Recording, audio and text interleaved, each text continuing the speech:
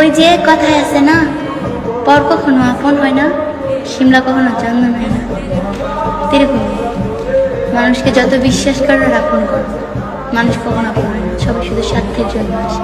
স্বার্থ শেষ দাও। আর হ্যাঁ, একটা কথা কি জানো, যারা চাই সেই বুঝে হারানোর যন্ত্রণা কত কঠিন। মানুষ হারানোর যন্ত্রণার মতো কোনো যন্ত্রণা আমি মনে করি না এই পৃথিবীতে আছে। সর্বশ্রেষ্ঠ যন্ত্রণা মানুষ হারানোর জন্য।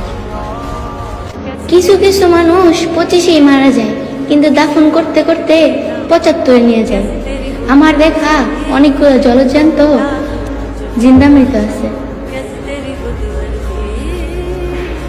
প্রত্যেকটা বিশ্বাসঘাতক এক সময়ের বিশ্বস্ত বন্ধু, সব থেকে প্রিয় মানুষ, ভালোবাসার মানুষ তারাই হয়ে থাকে, যাদেরকে দুটা চোখ বন্ধ করে বিশ্বাস করতাম, ভরসা করতাম, ঠিক তারাই বিশ্বাসঘাতকতা করে।